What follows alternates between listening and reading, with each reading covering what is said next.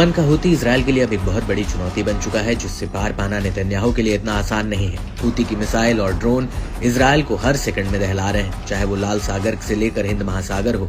चारों तरफ हूती के हमले इजरायल के ऊपर कहर बरपा रहे हैं। ये बात हम नहीं कह रहे, बल्कि तेल अवीव से जो वीडियो सामने आ रहे हैं वो इस बात की तस्दीक करते हैं कि अब इजरायल में ऐसा कोई भी कोना नहीं है जहाँ पर हूती की मिसाइलें और ड्रोन ना गिर रहे हों। और अब इसी कड़ी में इजरायल से करीब 2000 किलोमीटर दूर बैठे हूती ने एक बार फिर से तेल अवीव पर एक बहुत बड़ा मिसाइल अटैक किया और इस मिसाइल हमले में केंद्रीय इजरायल की एक बिल्डिंग को भी भारी नुकसान पहुंचा है। इजरायली मीडिया के मुताबिक तेल अवीव में देर रात 2:37 पर हवाई हमलों के सायरन बजने लगे और देखते ही देखते गुश डैन इलाके के कई सेटलमेंट्स में हवाई हमलों का अलर्ट जारी किया गया। हालांकि इजरायली मिलिट्री कमांड का कहना है कि इस मिसाइल को इजरायल में घुसने से पहले ही एरो एयर डिफेंस सिस्टम ने हवा में ही मार गिराया। वहीं दूसरी तरफ इस हमले को लेकर सोशल मीडिया पर कई वीडियोस भी वायरल हो रहे हैं, जिसमें सेंट्रल इजरायल में इस हमले से भारी नुकसान की बात कही गई है।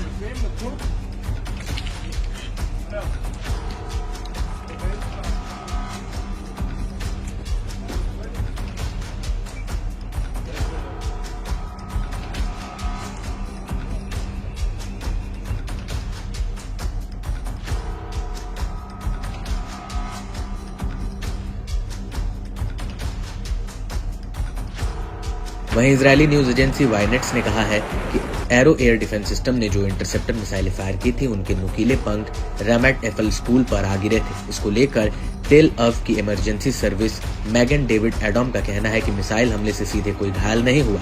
हालांकि बम शेल्टर में भागने के दौरान कई लोग इस भगदड़ में मामूली रूप से घायल हुए। आपको बता दें कि रमत एफल तेल अवीव के पास का एक इलाका है जहां पर इंटरसेप्टर मिसाइल के नुकीले पंख आकर गिरे थे। यहां पर एक स्कूल के बैकयार्ड में मिसाइल का मलबा गिरा है, जिससे कार पार्किंग और बिल्डिंग को भारी नुकसान हुआ है। वहीं इस हमले को लेकर हूती के अधिकारी नसरुद्दीन आमिर ने ट्विटर पर एक पोस्ट में कहा कि तेल अवीव में सायरन बजने की घोषणा कि यहूदियों के लिए कोई भी जगह सुरक्षित नहीं है। इस सब के बीच आपको ये भी बता दें कि हूती के इन हमलों पर पलटवार करते इजरायली जेट्स ने यमन के भीतर कई हवाई हमले की। The IDF conducted precise strikes on Houthi military targets in Yemen, including ports and energy infrastructures in Sana'a, which the Houthis have been using in ways that effectively contributed to their military actions.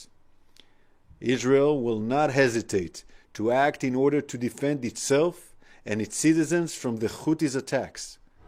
Yemen की सबा news agency का कहना है कि राजधानी सना ने सिलसिलेवार तरीके से कई धमाके हुए। वहीं इराकी मिलिशिया से जुड़ी न्यूज एजेंसी साबरीन का कहना है कि आईडीएफ ने होदियाद बंदरगाह को निशाना बनाया, जबकि यमनी मीडिया का कहना है कि उत्तरी सेना ने इजरायल के 2 प्रमुख बिजली घर हाजीज और दाहबान पर हमला किया, जिसकी वजह से इलाके में बत्ती गुल हो गई। वहीं हूती से जुड़ी न्यूज एजेंसी अल मसीराह का कहना है कि इजरायल ने होदियादा बंदरगाह पर 4 हवाई हमले किए, जबकि 2 अतिरिक्त हमले उत्तरी होदियादा से रास इस्सा तेल डिपो पर किए गए। लेकिन इस सब के बीच बड़ी बात यह है कि इस महीने हूती ने इजरायल के ऊपर 8वीं बार मिसाइल या ड्रोन अटैक किया है। वहीं हूती के मिसाइल अटैक की वजह से पिछले 3 दिनों में तेल अवीव में 2 बार हवाई हमलों के सायरन बजे। इससे पहले 16 दिसंबर 2024 को हूती ने तेल अवीव पर बैलिस्टिक मिसाइल फिलिस्तीन 2 से हमला किया और इसी दिन इजरायल के एक जहाज में भूमध्य सागर पर हूती के एक ड्रोन को इंटरसेप्ट किया था। और इसके अगले दिन यानी 17 दिसंबर पर अमेरिका और ब्रिटेन ने राजधानी सना में हूती के रक्षा मंत्रालय पर हवाई हमला किया था।